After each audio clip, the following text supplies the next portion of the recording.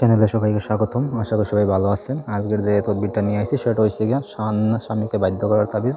আপনার যদি স্বামী অবাধ্য থাকে, আপনার কথা মতো চলতে পারে না বা আপনাকে পছন্দ করে না, সেই স্বামীকে কীভাবে আপনি আপনার বাধ্য করতে পারবেন বা আপনার কথা মতো চালাইতে পারবেন, সেই বিষয়ে আমি আজকে আলোচনা করব বা এই তদবিরটা দিব।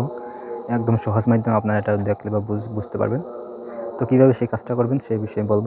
তার আগে বলতে নিই, আমাদের দেশে যদি ওইরকম কোনো কাজ করাতে চান বা যে কোনো পরামর্শ নিতে চান, তাহলে যোগাযোগ করবেন। নিচে যে নাম্বার আছে, নাম্বারে যোগাযোগ করবেন। ইমো, হোয়াটসঅ্যাপ বা সরাসরি কল করবেন। তো কার্যকরতা আসি, কাজটা কীভাবে করবেন নিজেরা। এই যে তাবিজটা দেখতে পাচ্ছেন, এটা লিখবেন হচ্ছে গিয়ে আপনি জাফরান কালি দিয়ে গুজপাতা লিখবেন।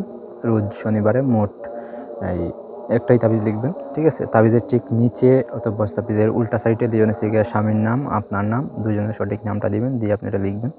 লিখে হয়ে গেলে আপনি করবেন কি, বৃহস্পতিবার এটা রোজা রাখবেন। তাবিজটা তৈরি করবেন শনিবারে, বৃহস্পতিবার পর্যন্ত আপনার কাছে রাখবেন। তারপরে একটা এই বৃহস্পতিবারে একটা রোজা রাখবেন।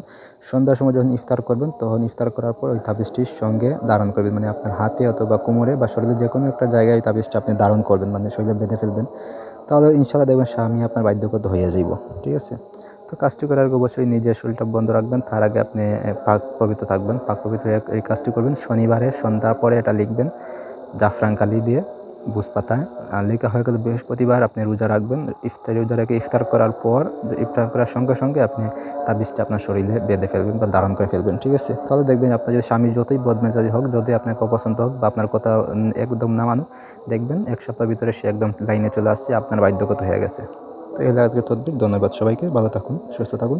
আর যে কোনো কাজ বা পরামর্শের জন্য অবশ্যই যোগাযোগ করবেন অথবা কমেন্ট করতে পারেন। ধন্যবাদ।